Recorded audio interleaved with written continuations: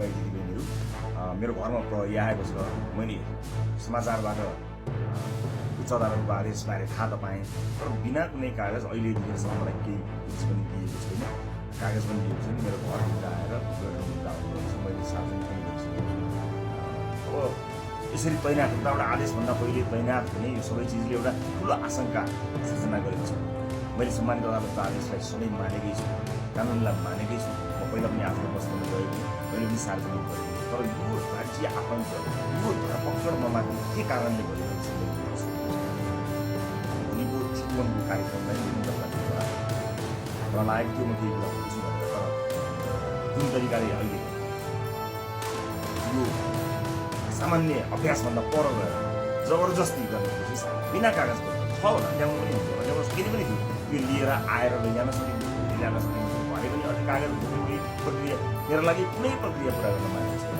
के बनाएर म यसरी फिर्ता भनेर बसेकै छु। जोस् आम नागरिकले सक्सेस हेरिरहेका छन् भन्ने मलाई विश्वास छ। न्यायको लडाइँ म एक थोपा नगद रहने लडिरहन्छु विश्वास छ। मैले कुनै गल्ती छैन, संसारले सबैभन्दा ठुलो अपराधीलाई जस्तो ममाथि गरिएको यो व्यवहार आम जनताले हेरिरहेका छन् भन्ने विश्वास लिएको छु। धेरै केही भन्ने सम्मानित अदालतप्रति अझै पनि आशा र भरोसा राखेर कानुनी प्रक्रियाले सघाउनको लागि काम गरिरहेको छु। यो दुनियाँका जति पनि न्यायालयका ढोकाहरू छन् ती सबै ढोका भट्काउँछु आफ्नो न्यायको लागि। मलाई थाहा छ यहाँले सबै कुराको साक्षी बसेर गर्नुभएको छ विश्वास जानकारी मैले दिनु उपयुक्त ठाउँमा मैले रेकर्ड गराएको छु। चितवनमा जति पनि आदरणीय मतदाता आमा बुवा दाजुभाइ दिदीबहिनी हुनुहुन्छ, भोलिको कार्यक्रममा अन्य साथीहरू आउनुहुन्छ, गर्नुहुन्छ, निरन्तर चलिरहन्छ। मलाई यिनीहरूले हत्या नै गरेछन् भने पनि नेपाली मतपत्रमा भन्ने चुनाव चाहिँ बसेको छ। आशा छ यो आशा र भरोसा आवाज हामीले बुलन्द पारिसकेका छौँ।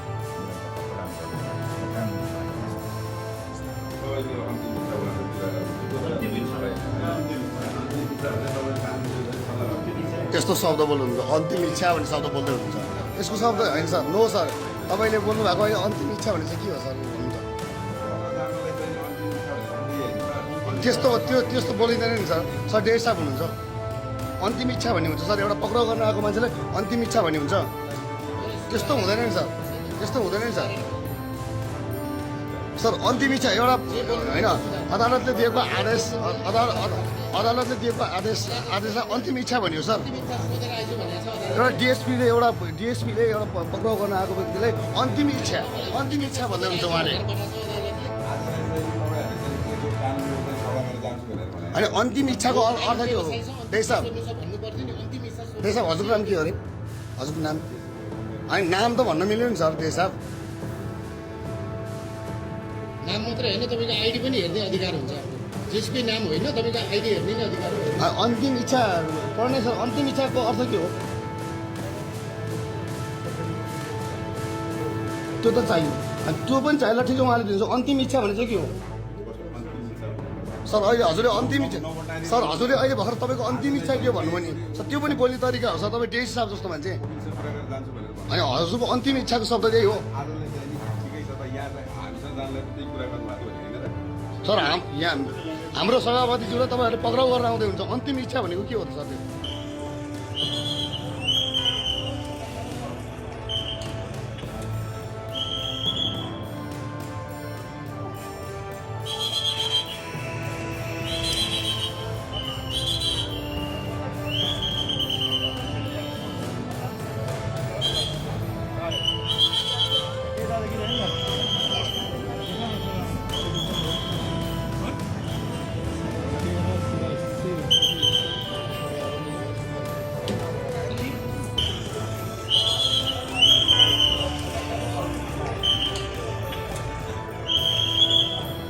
त्यो